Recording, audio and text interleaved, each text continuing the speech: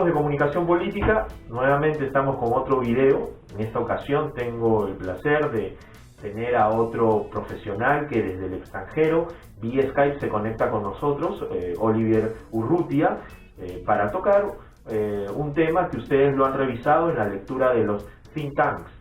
Cuando hablamos de los think tanks, ustedes han podido ver que estamos hablando de diferentes conceptos que apuntan a lo que podría ser un tanque de conocimientos, y yo quiero ceñirme a lo que significa, pero también a este tipo de organizaciones que transforman la información en conocimiento. Estamos en un mundo globalizado, estamos en un mundo donde cada vez se ve mayor desarrollo en las TICs, en las tecnologías de la información. Por lo tanto, es fundamental tener un organismo que brinde esa información que tenemos todos, pero que la procese, y al procesarla nos sirva para hacer una administración de esa información y convertirla justamente en conocimiento, en perspectiva, en poder adelantarnos a escenarios futuros. Entonces va a ser muy interesante, porque dentro de la comunicación política este tema de los think tanks es un tema de vanguardia y es un lugar donde también un comunicador puede elaborar tranquilamente. Entonces vamos a escuchar esta interesante entrevista gracias a la predisposición de Olivier Urrutia. Los invito a ver y nos volvemos, en este caso, a ver, valga la redundancia, en cualquier momento a través de los videos del campus virtual de la Universidad San Ignacio de Loyola. Vamos a iniciar esta entrevista vía Skype para el curso de Comunicación Política en su versión virtual. Es un curso 100% virtual, y en esta ocasión tenemos un destacado invitado. Estamos hablando de un francés-español, con familia argentina. Estoy hablando de Olivier Urrutia. Ojalá que esté bien pronunciado tu nombre, Olivier. Él es profesor del Observatorio de los Think Tanks, es profesor en el Instituto de Estudios de Defensa Nacional, autor de numerosas publicaciones académicas y públicas en Francia y en el extranjero sobre la cuestión de los grupos de reflexión, la influencia y la estrategia de política pública, y es autor de la lectura que ha sido motivo de esta primera parte del curso, titulada El papel de los think tanks en la definición y aplicación de las políticas y estrategias de defensa. La más cordial bienvenida y el agradecimiento enorme, Olivier. Un gusto poder tenerte virtualmente. ¿Qué tal, Olivier? ¿Cómo estás? Muy bien, un gusto compartido, y me alegro mucho poder participar a esa clase virtual. Pues para mí es un gusto, qué bueno que tengas esa predisposición, como te lo dije en los correos. Y bueno, vamos al punto que nos relaciona hoy.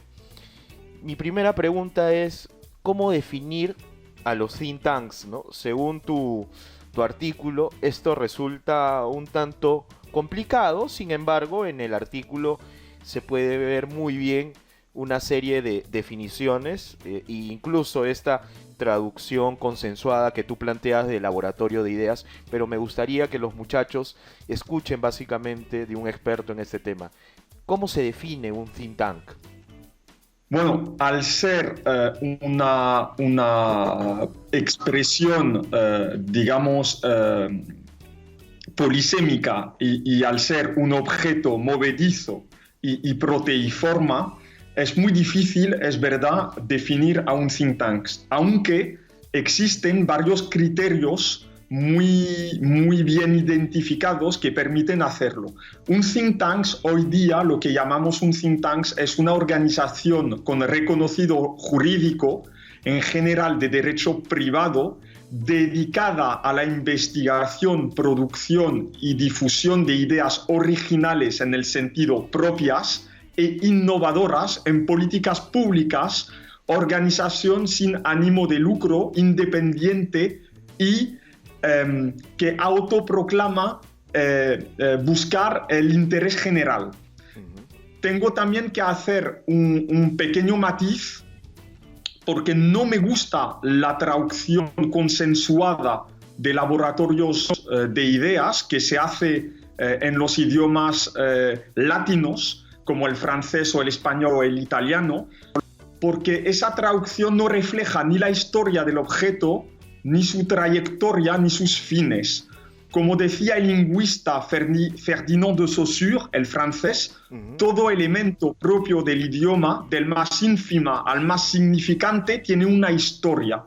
Y la expresión idiomática think tank no solo conlleva un doble sentido propio del idioma inglés, que refleja la especificidad de este actor en el debate público, sino que nos hace llegar la historia y la evolución de esas organizaciones. Traducirlo para designar organizaciones relacionadas con la actividad de los think tanks es, según mi punto de vista, un error. Un punto que tú también tocas, justamente yendo a la definición de los think tanks, es este versus que existe entre información versus conocimiento. Es decir, los think tanks como proveedores, sobre todo, de un conocimiento. ¿Esto es así? Sí. Bueno, lo que diferencian a los think tanks de los medios de comunicación es justamente el valor añadido que los think tanks pueden dar a la información. Me explico. La información no procure conocimiento de por sí. Hace falta tratar la información para convertirla en conocimiento. Y en general, los medios de comunicación lo que les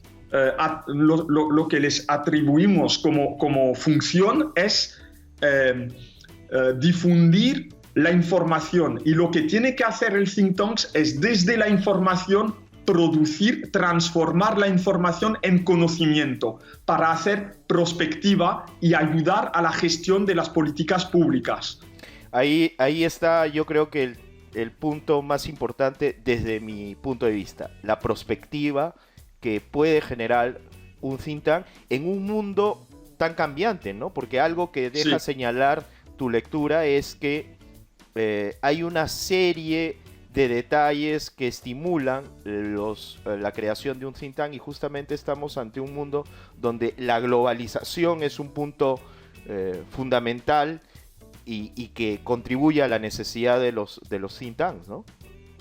Sí, exactamente. Digamos que, como yo lo explicaba, las TICs y las TICs dentro del contexto de globalización han democratizado el acceso a la creación de think tanks. Es decir, que con muy pocos medios materiales, un grupo puede perfectamente reunirse bajo una forma jurídica, montar un website y desde la web pues publicar trabajos y tocar a un público de forma casi inmediata a través del mundo.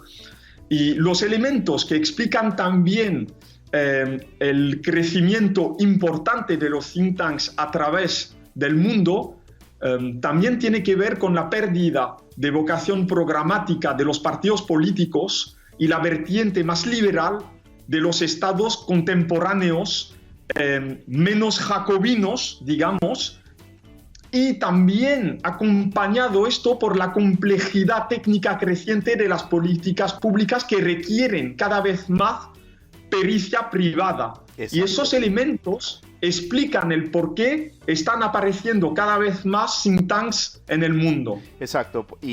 Bueno, eso en el punto del desarrollo de los think tanks, pero también en tu artículo haces mención de ciertos detalles que los mencionas en algún momento del estancamiento. Es decir, tú haces una separación entre lo que vendría a ser el norte versus el sur, y señalas que en Europa misma la zona norte es la zona que yo entendería la zona de los países escandinavos, o puede ser Alemania, o puede ser Francia, pero que lamentablemente en España esto no está ocurriendo en una misma medida, y yo supongo que eso también va de la mano con muchos lugares cercanos al Perú, incluido el Perú. O sea, esto va con las políticas, supongo, de largo plazo, y justamente donde hay mayor estancamiento es en los países cuyas políticas es el día de hoy, el mediano plazo, mejor dicho, el corto plazo, ¿no? Sí, bueno, perfectamente, lo defines muy bien. Yo lo que puedo añadir a lo que has explicado ahora es que hay un elemento que se olvida siempre en todas las publicaciones sobre think tanks desde siempre, que son dos elementos jurídicos que son, digamos, las condiciones previas a la creación de think tanks, que son el derecho de reunión y el derecho de asociación. Y me explico. En un estado autocrático, en un estado muy jacobino o directamente en una dictadura, no puede existir una sociedad civil organizada. Y si no existe una sociedad civil organizada, no existen los cuerpos intermedios, los sindicatos, las corporaciones, pero también, digamos, las ONGs o los think tanks. Y entonces hay países que tienen una vertiente más liberal, como Inglaterra, como Alemania o como Estados Unidos o países de Escandinavia, con una tradición más abierta, más liberal, en las que la sociedad civil existe desde ya hace mucho tiempo. Y eso explica el por qué los think tanks se han desarrollado ahí con más facilidad. España, hasta 1976-77, pues con el franquismo, no tuvo a una sociedad civil madura y organizada. Eso explica el retraso. En el artículo que tú planteas también haces una taxonomía, una tipología de think tanks. Lo reduces a 4 tipos, ¿no? ¿Podrías hacer una síntesis rápida de esas 4 diferencias entre estos 4 tipos de think tanks? Sí, obviamente. Digamos que en los think tanks, eso es lo que han encontrado otros investigadores mucho más famosos que yo en Estados Unidos, pero en general la taxonomía dice que existen los think tanks generalistas, es decir, los que tratan de todas las políticas públicas, todas, las de sanidad, educación, economía, política, seguridad, defensa, relaciones internacionales, etc. Otros son más expertos centrados en una temática, think tanks dedicados al 100% a temáticas de sanidad, otros de educación, etc. Después existen también lo que llamamos advocacy tanks, es decir, una nueva forma mucho más militante, mucho menos neutra de think tanks que en realidad pretenden influir mucho más que los think tanks originales y que se asemejan mucho más a los lobbies.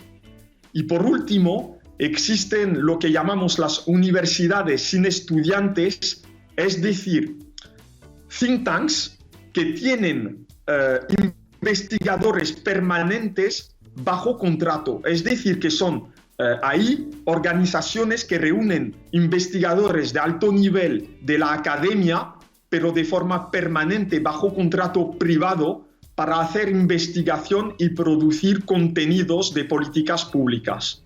Solo que quería acabar diciendo que los think tanks que llamamos universidades sin estudiantes, aunque sigan los protocolos de trabajo de la academia, no son la academia. Ok, sí, eso está claro y ese era el punto donde yo tenía de alguna manera el interés de que lo dejes en claro. Era una figura retórica decirlo así, las universidades, ¿no? Exacto. Uno de los puntos que te decía, ¿me escuchas, no? ¿Me escuchas? Uno de los puntos que te decía que tocas en la lectura es el punto que tiene que ver con la guerra de ideas, que me parece muy interesante. Tú haces alusión justamente al poder blando y señalas la importancia de la propaganda. Esta es una carrera de comunicaciones en la UCILA, en la Universidad San Ignacio de Loyola. Mis alumnos, más que politólogos, van a ser comunicadores.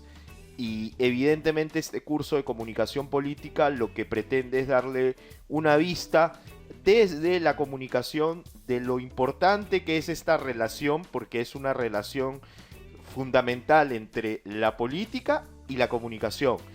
Y la propaganda es un concepto muy ligado a la labor de los comunicadores, porque implica persuasión. Entonces, yo quería que en este punto me señales tu impresión de lo que significa la propaganda en el terreno de las ideas, de lo que significa el poder blando y finalmente de lo que significa el interés, si hay comunicadores trabajando en think tanks, finalmente. Esas ideas me gustaría que nos desarrolles. Bueno, voy a empezar por lo último, que tiene su lógica. Para tus alumnos, tus estudiantes, en todos los think tanks importantes, bien sean en Estados Unidos, en Inglaterra, en Alemania o en Francia u otros países de importancia, todos los think tanks tienen gente que trabaja al 100% en la comunicación del think tank. Que en todos los grandes think tanks en el mundo trabajan de forma dedicada y plena gente a la comunicación del think tanks, porque difundir las ideas, difundir las producciones, entonces la propaganda va a permitir orientar las mentes, influir muy arriba en la formación de creencias, valores, ideas y conceptos. ¿Qué pretende el think tank? Participar al debate público. ¿Cómo? Arriba, de forma previa, investigando, reflexionando y produciendo ideas. Y posteriormente, difundiendo las ideas y difundiéndolas de forma muy directa a los decidores, a los responsables políticos, y de forma más indirecta a los responsables y a los ciudadanos a través de los medios de comunicación y redes sociales. Entonces, eso requiere la articulación doble de una estrategia de corto plazo muy directa y que se asemeja mucho al lobbying y una estrategia a más medio y largo plazo, que ahí no se trata de hacer lobbying, sino de orientar la agenda pública, la agenda política y sobre todo de imponer en las mentes de los ciudadanos la importancia de ciertas temáticas. Okay. Gracias a esas estrategias. Bueno, yo te agradezco, ya tenemos casi 15 minutos y creo que es un tiempo interesante para que los estudiantes tengan mucho más claro la lectura que se les ha asignado. Te agradezco, Olivier, por la predisposición, por la claridad con la que has expuesto y bueno, espero que, como te lo puse en el correo, no sea la última vez que tengamos esta oportunidad. Gracias a nombre de mis estudiantes y bueno, de la carrera de comunicaciones de la USIL. Muy pronto voy a estar linkeando esto para colocarlo y te voy a mandar el link para que lo puedas observar. Vale, pues mira, yo te agradezco a ti y a tus estudiantes el interés.